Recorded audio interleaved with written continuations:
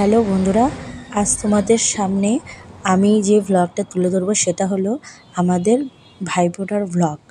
মানে আমার দাদাকে আমি ফোঁটা দিয়েছিলাম, আমার সর্দি ফোঁটা দিয়েছিল, প্লাস আমার মাম্মাম তার দাদাদেরকে ফোঁটা দিয়েছিল। সমস্ত ভিডিওটাই তোমাদের এখানে তুলে ধরবো। তো এখানে দাদার বাড়িতে আমরা ফোঁটা দিয়েছিলাম, দাদার বাড়িতে অনুষ্ঠানটার আয়োজন করা হয়েছিল। দিদি আমি দাদাকে এখানেই ফোঁটা দিয়েছিলাম, আর মাম্মাম তার দাদাদেরকে এখানেই ফোঁটা দিয়েছিল। সেই সুন্দর মুহূর্ত আর ভিডিওগুলোকে আমি তোমাদের সাথে তুলে ধরলাম। অবশ্যই জানাবে কেমন লাগছে। আর দ্বিতীয় কথা হচ্ছে যে যারা নতুন, প্লিজ চ্যানেলটিকে সাবস্ক্রাইব বা ফলো করে পাশে থাকবে। আর অবশ্যই ভালো মন্দ কমেন্ট করে যেও।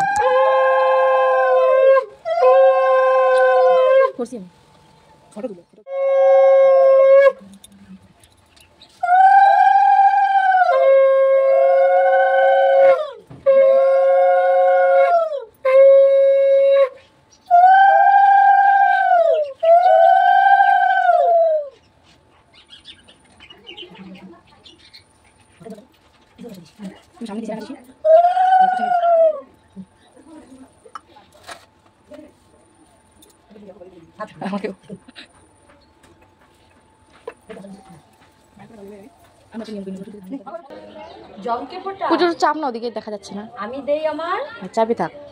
ভাইকে ফোঁটা, আবার বলো, ভাইয়ের কপালে দিলাম ফোঁটা। যমুনা দেয় জমকে ফোঁটা, আমি দেই আমার ভাইকে ফোঁটা। ইয়ে বেচারি ভিডিওটা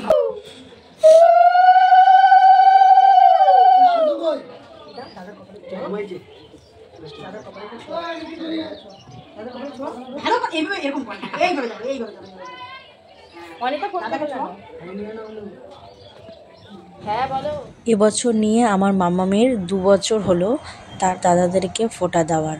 গত বছর দিয়েছিল আর এই বছর দিয়েছে। ভীষণ খুশি।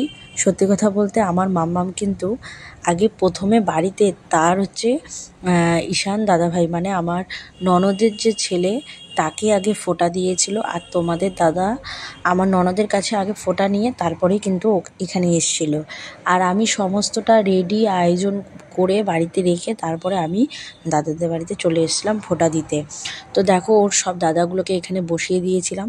আর আমাদের ছোট্ট যে পুচকাটা, সে ঘুমাচ্ছিল, যার জন্য ওকে আমি আর হচ্ছে ডিস্টার্ব করতে চাইনি। পরে দাদা আবার ওকে জেগে দিয়েছিল। আর আমার ভাগনাকেও কিন্তু মাম্মাম ফোঁটা দিয়েছিল। গত বছর ও আসতে পারেনি, কিন্তু এবছর ওকে ফোন করে আনা হয়েছে। তো ওকেও ফোঁটা দিয়েছে। তো আমার মাম্মামকে কিন্তু আমি খুব সুন্দরভাবে সবটা শিখিয়ে দিচ্ছিলাম, বুঝিয়ে দিচ্ছিলাম, আর হাতে হাতে ধরে ওকে সবটা শিখিয়ে দিচ্ছিলাম। মাম্মাম কিন্তু প্রচণ্ড এক্সাইটমেন্ট নিয়েছিল, এত সুন্দর এক্সাইটমেন্ট নিয়েছিল কি আর বলবো। তো এই যে দেখো আমার বড় ভাস্তাকে ফোঁটা দিয়ে প্রণাম করলো। আমার সমস্ত ভাস্তাকে 1 2 3 4 এরকম করে বসানো হয়েছে। আমার বড়দার যেহেতু 5 ছেলে, তো 4 ছেলেকে এখানে বসানো হয়েছে। ছোটো পুচকা তো একদমই ছোট, তাই ও হচ্ছে তোমার ঘুমোচ্ছে। তো দেখো আমি এখানে মাম্মামকে হচ্ছে তোমার ফোঁটাটা কীভাবে দিতে হবে, কি মন্ত্র বলতে হবে, সবটাই বলে দিলাম। ও আবার নিজে নিজে উলু উলু দিচ্ছিল, আমি যেহেতু দিচ্ছিলাম ও উলু উলু দিচ্ছিল, মানে খুব এনজয় করছিল ও জিনিসটাকে। যাই হোক, ছোটোবেলার থেকে যদি শেখাটা ভালোভাবে হয় না, তাহলে বড় হয়ে আর ওর কোনো রকম প্রবলেম হবে না। তাই জন্য কিন্তু আমি ছোটোবেলার থেকেই ওকে সবটা শেখানোর চেষ্টা করি। ভালো মন্দ সবটাতেই আমি ওর পাশে থাকি, ওর বাবা পাশে থাকে, আমার পরিবার ওর পাশে থাকে, সবটাই ওকে শেখাইছি। তো দেখো এখানে আমরা ওকে হচ্ছে তোমার এখানে ফোঁটা কমপ্লিট হচ্ছিলো। আর আমার ভাস্তাগুলোর জন্য একটা করে টি শার্ট নিয়ে এসেছিলাম। তো ভাস্তাকে মানে মাম্মাম হচ্ছে সবাইকে ফোঁটা দিচ্ছিলো, আর দাদাদের হাতে একটা করে টি শার্ট দিয়ে দিচ্ছিলো। আসলে আমার তো অনেক বড় আমার দাদার পরিবার, আর আমাদের তো সত্যি কথা বলতে অত খুব ভালো এক্সপেন্সিভ জিনিস দিতে পারি না, কিন্তু হ্যাঁ টি শার্ট দেওয়ার মতো যতটুকু পারি ততটুকু একটা টি শার্ট দিতেই পারি। তাই ওকে কিন্তু সব ভাস্তাগুলোকে একটা করে টি শার্ট দিয়েছি। এই যে আমাদের ছোটো পুচকাকে কিন্তু দাদা জাগিয়ে দিয়েছে, তো ও এসে দেখছিল এখানে কি হচ্ছে, দাঁড়িয়ে দাঁড়িয়ে কীভাবে দেখছিল কি আর বলবো তোমাদেরকে। তো যাই হোক, ও কিন্তু খুব মানে ভাবনা চিন্তায় পড়ে গেছে যে এখানে কি হচ্ছে। তো যাই হোক, এভাবে খুব সুন্দরভাবেই কিন্তু ফোটাটা সেদিন কমপ্লিট হলো। তো খাওয়া দাওয়া করে আমরা সন্ধ্যাবেলার সময় বাড়ি এসেছিলাম, কিন্তু বাড়ির ভিডিওটা তোমাদের সাথে আমি পরে একদিন শেয়ার করব অবশ্যই, কারণ ওই ভিডিওগুলো তো আমি তুলতে পারিনি, কারণ আমি যেহেতু দাদাদের বাড়িতে ছিলাম সেহেতু কিন্তু আমি কোনো রকম ভিডিও করতে পারিনি। তো অবশ্যই তোমরা কিন্তু পাশে থাকবে, সাথে থাকবে, আর মামামের এই সময়টা, এই মুহূর্তগুলোকে আমি তোমাদের সামনে তুলে ধরলাম। তোমাদের কেমন লাগে তোমরা অবশ্যই জানাবে, ঠিক আছে? তো দেখো, অবশ্যই তোমাদের খুব ভালো লাগবে।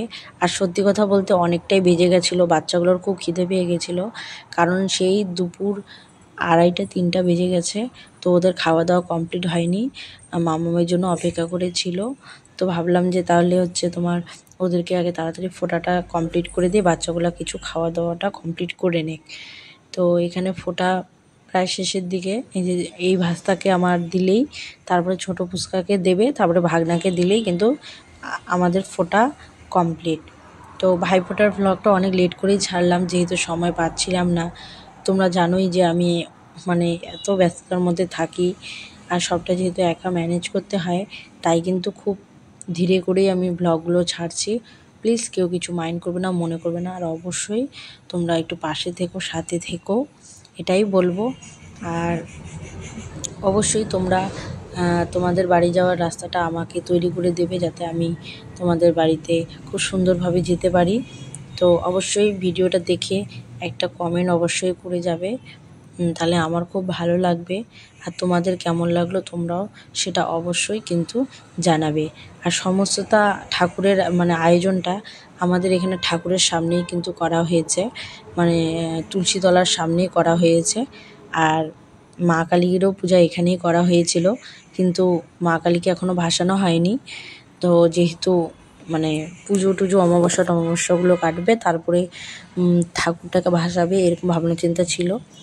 তো দেখো, মামাম এই গর্জিয়াস একটা জামা পরেছে, এই জামাটা ওর মামা ওকে গিফট করেছিল। কি সুন্দর লাগছে আমার মামামকে, তাই না? একটু বড় হয়েছে ঠিকই, কিন্তু তাও ওকে খুব ভালো মানাচ্ছিল। তো এই যে দেখো, আমার ভাগনা, আমার দিদির ছেলে, তাকে কিন্তু আমার মামাম খুব সুন্দরভাবে ফোঁটাটা কমপ্লিট করলো। তাও মামামকেও কিন্তু তার এই দাদা কিন্তু একটা সুন্দর জামা এনে দিয়েছিল। অবশ্যই কোনো একদিন তোমাদের সাথে শেয়ার করব। অবশ্যই তোমরাও ভালো থেকো, সুস্থ থেকো, আর খুব তাড়াতাড়ি নতুন একটা ব্লগ ভিডিও নিয়ে দেখা হবে। সবাই ভালো থেকো, সুস্থ থেকো, টাটা।